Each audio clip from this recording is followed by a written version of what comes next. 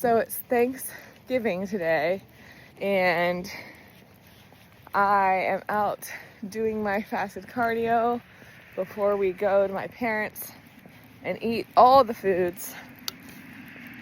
I actually have planned out everything, but I am not like super low calories that I can't enjoy stuff. I'm doing macro tracking right now, so I'm not following a specific diet plan, and I might have to start following a diet plan in the next couple weeks or so, but right now I'm not. And I'm training really hard. Like, I'm hitting PRs in the gym still. So it definitely is working. And I'm still 7.5-ish weeks out, almost 8 weeks. So it's not bad. Sorry. I felt a sneeze coming on. I was trying to fight it, but I couldn't. And anywho, it's a beautiful day out. It's like not a cloud in the sky, and it's 60 degrees and cool, which is nice for Florida. But being 7 weeks out, the only things that I'm really restricting or eliminating, I would say, I don't drink alcohol, and I haven't since my 30th birthday. I had one glass of wine over a month and a half ago. So I'm not drinking alcohol, as it's just extra calories. In a normal day-to-day, I wouldn't recommend drinking alcohol because it can prevent recovery, slow down, your progress, because it's extra calories, and your body's going to try to metabolize that first. And personally, I don't see the need to drink it, because unless you're just trying to drink it to feel something, it's just there for flavor. It's just like having extra fruit or something, So I don't see the need. But it's a beautiful day. And before I get into kind of where I am mentally wise, because I actually haven't had a crash out, and I want to tell you why. But I just want to say that I'm thankful more than anything for my body, for my brain, for the ability to move. I am grateful this year for my body showing up for me again, because when I put my mind to something, I do it. That's just something that everybody knows, about me. And I can't help it. That's just how I've always been. When I decided to go back to graduate school, I finished that dang master's degree. When I decided to compete in Raw National powerlifting competition in 2022, I competed and I got 5th in my weight class. And it was my first ever national powerlifting competition. So long story short, when I decide to do something, I do it. So I'm going to do this bodybuilding competition, and I'm going to do it right, man. I'm really working on posing. That was my struggle bus this past week, but I'm really getting better and more confident in my poses. So that's really cool. But yeah, whenever you decide to do something that's going to be physically demanding, just try to be grateful as much as possible, because it sounds so silly, but it's so easy to get overwhelmed and stressed or fatigued and burnt out. So when you remind yourself your why, and that's what I kind of preached in my podcast last week, but when you remind yourself your reason for starting, or you kind of rebalance, I'm grateful for this opportunity to learn more, to challenge my body, to challenge my perception, to transform my life. And you don't have to do this to be a bodybuilder, by the way. I'm just saying that if you're in a phase of your life when you want to get in a better body composition, maybe that's put on more muscle mass, lose body fat, or if you want to compete in powerlifting, or anything that you want to compete, if you want to do marathon or CrossFit or bodybuilding, again, anything that you want to do that's physically demanding, you do have to have that I'm grateful, I'm doing this for a reason, and it's never too early to start. I actually loathe when people put off training and dieting and tracking calories and stuff till after the holidays, and here's why. It's going to be January before you know it, and that's when my competition is. But it's going to be January practically tomorrow, alright? So why would you wait almost 2 months to get healthier? People, I love body positivity, and I see both sides of it. I really do. unless you have disordered eating or you actually developed an eating disorder, it's okay to be restrictive a little bit around the holidays if it helps with your health and fitness goals. And that doesn't even have to be to look a certain way. It could be to feel a certain way.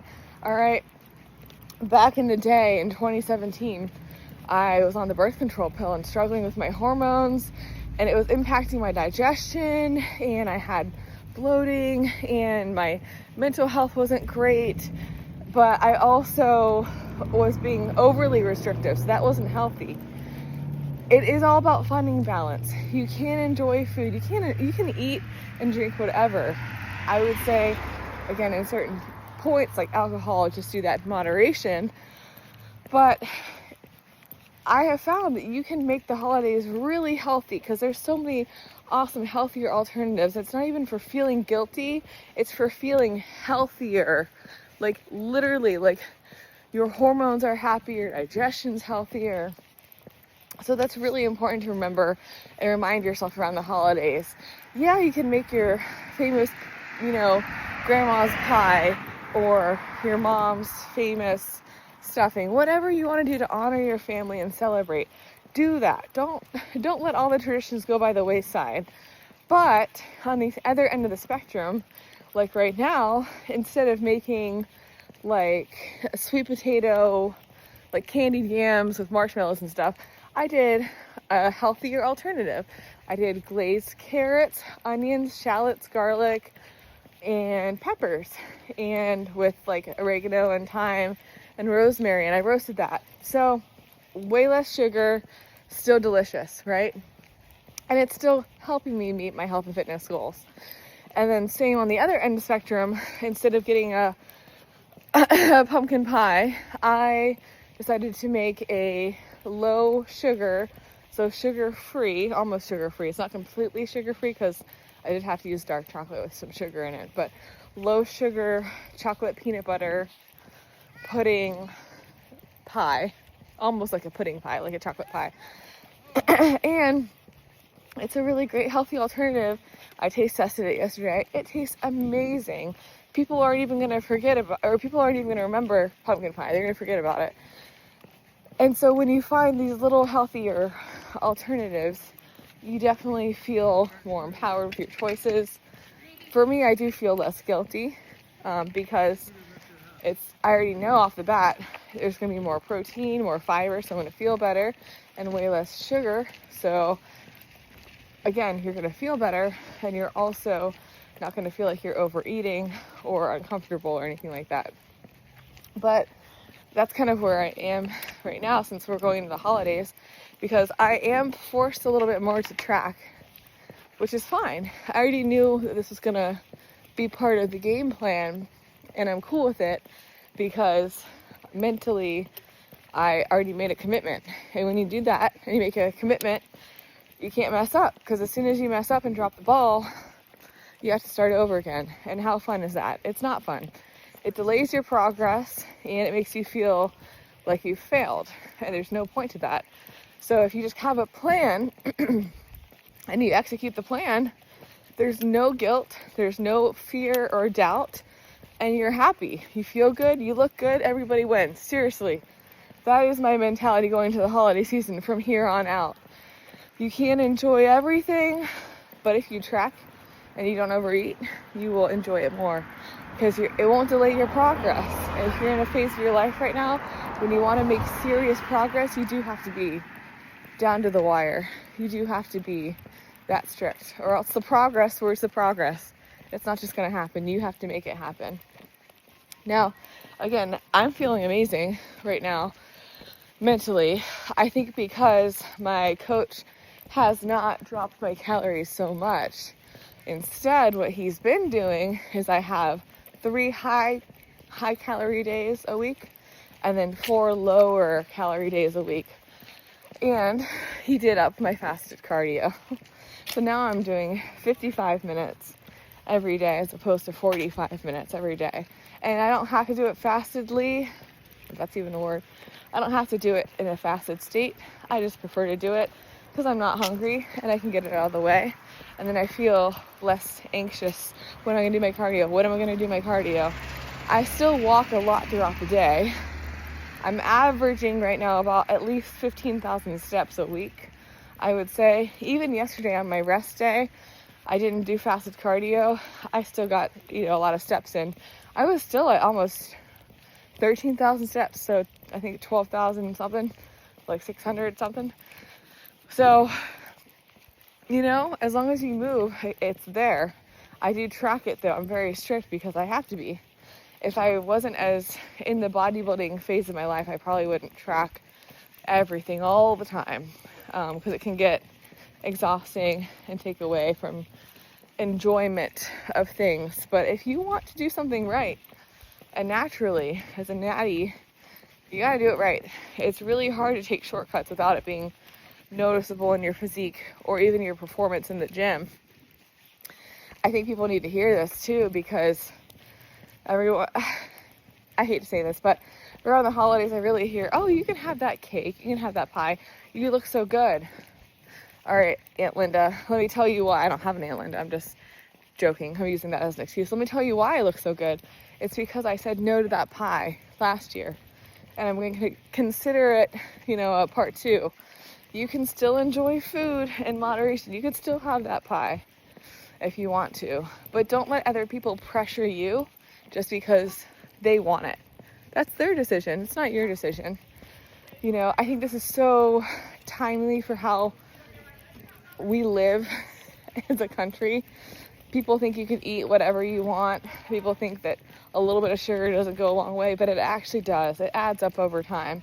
And if you put on a lot of body fat, if you put on 10 pounds, or you don't even like to look at the scale because you don't like the way that you look in the mirror, it's time to go in a caloric deficit, because that's the only way you're going to make super big changes very quickly. So you have to track your macronutrients.